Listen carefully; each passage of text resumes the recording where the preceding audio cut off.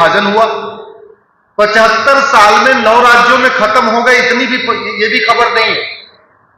मात्र 75 साल में 200 जिलों से खत्म हो गए, ये भी खबर नहीं है। मात्र 75 साल में 300 तहसीलों से खत्म हो गए, ये भी खबर नहीं है। हमारे लिए इजराइल से कई ज्यादा खतरा है। इजराइल में तो एक गाजा पट्टी है, भारत में 300 गाजा पट्टी है। हमें खबर नहीं। 200 साल पहले दिल्ली दंगा हुआ, किसी को आजीवन कारावास फांसी हुई क्या? जोर से बोलिए जरा। जिस देश की न्यायिक व्यवस्था कमजोर होती है वहां अराजकता होती है।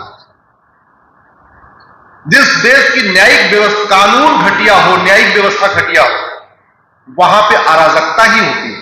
दुर्भाग्यवश भारत की न्यायिक व्यवस्था सड़ चुकी है, पुलिस व्यवस्था एकदम कमजोर हो चुकी है, लोगों को सजा मिल नहीं रही है, दंड मिल नहीं रहा है। जब दंड नहीं मिलेगा तो भय नहीं होगा, दंड नहीं मिलेगा तो अराजकता कम नहीं होगी। 2006 में नोएडा में निठारी कांड हुआ था, ध्यान है आपको? अखबार जो बड़े हैं उनको पता होगा 2006 में क्या हुआ। 19 लोगों का नरकंकाल मिला, एक ही घर में छोटे छोटे बच्चों का नरकंकाल, महिलाओं का, बेटियों का रेप हुआ, मर्डर हुआ, उनके कलेजे निकाल लिए गए। और 2023 में फैसला आ रहा है कि भैया जिसके खिलाफ आरोप है ये बेगुनाह है। तो क्या 19 बच्चों की, 19 महिलाओं की हत्या फिर किसने किया? जिस जज ने ये कहा कि हमको कोई सबूत नहीं दिख रहा है, उस जज ने पंधेर और कोली का नार्को पॉलीग्राफ मैपिंग क्यों नहीं करा लिया? अरे एक बार नार्को टेस्ट करा लेते, पॉलीग्राफ टेस्ट करा लेते, ब्रेन मैपिंग करा लेते, वो तीनों अगर बेगुनाह होते तो तब छोड़ते। अगर आपको पुलिस की जांच पे भरोसा नहीं, सीबीआई की जांच पे भरोसा नहीं, अपना दिमाग लगा लो। खुद कहते भाई ठीक है, इसके खिलाफ जो एविडेंस हमें पूरे नहीं मिल रहे, एक काम करो, इन दोनों का narco test, polygraph test, brain mapping करो और मेरे सामने करो। न्याय देना है।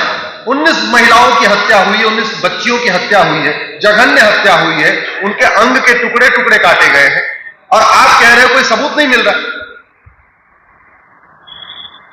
दिल्ली दंगों वालों का किसी को आजीवन कारावास फांसी हुई क्या? जोर से बोलिए जरा। यहां 70,000 करोड़ का कॉमनवेल्थ घोटाला हुआ, किसी को आजीवन कारावास फांसी हुई क्या?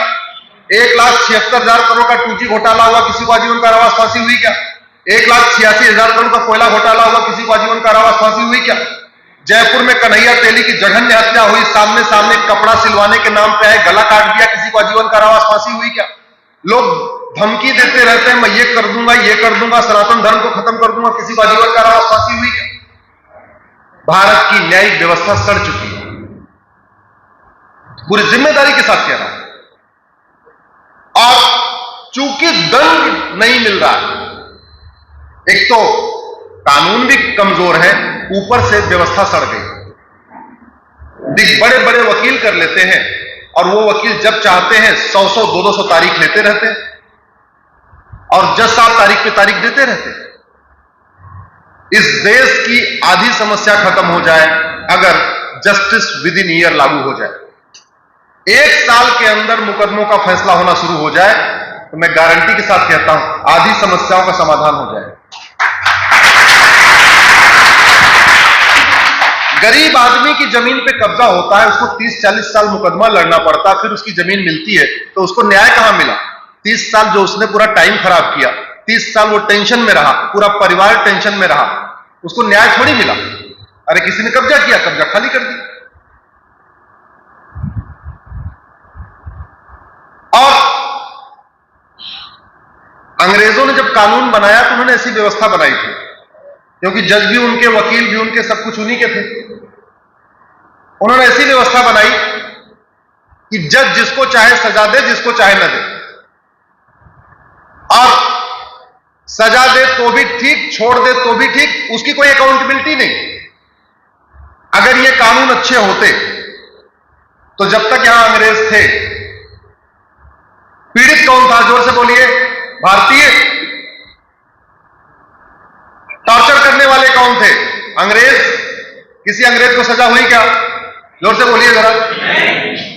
जब कानून है, पुलिस है, जज है, न्याय व्यवस्था है, इसके बावजूद किसी अंग्रेज को सजा नहीं हुई, इसका मतलब कानून अच्छा नहीं है। सीधी सी बात। अनफॉर्चुनेटली वो व्यवस्था कंटिन्यू रही। आज की डेट में गुलामी का नाम, गुलामी का निशान, गुलामी की परंपरा, गुलामी का रीति रिवाज, गुलामी की पुलिस व्यवस्था, गुलामी की न्यायिक व्यवस्था, गुलामी की टैक्स व्यवस्था, गुलामी की प्रशासनिक व्यवस्था, सब कुछ गुलामी का चल रहा है। जानते हैं क्यों चल रहा है? क्योंकि आप लोग पॉलिटिकल पार्टियों की अफीम खा के बैठे हुए। बुरा मत मानना, आपसे मतलब केवल आपसे नहीं है। ये वीडियो 5 से 7 करोड़ लोगों तक पहुंचेगा, मैं इसलिए सबकी बात कर रहा हूं। जनता केवल और केवल पॉलिटिकल पार्टियों की अफीम खा के बैठी हुई। जाति, भाषा, क्षेत्र, ये वो, कोई गांधीवाद की अफीम खा के बैठा हुआ है, कोई अंबेडकरवाद की अफीम खा के बैठा हुआ है, कोई लोहियावाद की अफीम खा के बैठा हुआ है। सबको एक एक गोली दे दिया, वो गोली खा के मस्त है। पूछते ही नहीं है कि भैया बीमारी ठीक नहीं हो रही। ये हमारे सामने बहनें बैठी हुई हैं, इनको खाना बनाना बहुत अच्छा आता हो, अगर तेल मसाला घटिया हो, खाना अच्छा बनेगा क्या? जोर से बोलिए जरा। नहीं। ये स्कूल है, विद्यालय है, बहुत अच्छा है, डॉक्टर शर्मा को बहुत अच्छी तरीके पढ़ाना आता हो, ब्लैक बोर्ड ही काम न करे, इंफ्रास्ट्रक्चर ही खराब हो, अच्छा स्कूल चल पाएगा क्या? नहीं। ड्राइवर अच्छा हो, गाड़ी खराब हो, यात्रा सुरक्षित हो सकती है क्या? जोर से बोलिए। जैसे ड्राइवर अच्छा हो या अगर गाड़ी खराब हो, यात्रा सुरक्षित नहीं होती है। खाना बनाना आता हो लेकिन तेल मसाला खराब हो, खाना अच्छा नहीं बनता है। मिस्त्री अच्छा हो लेकिन सीमेंट बालू खराब हो, घर सुरक्षित नहीं होता। डॉक्टर अच्छा हो, दवा घटिया हो, बीमारी ठीक नहीं होती। वैसे शासक कितना ही अच्छा हो, जब तक नियम कानून अच्छे नहीं होते, तब तक किसी भी तरीके की अराजकता कम नहीं होती।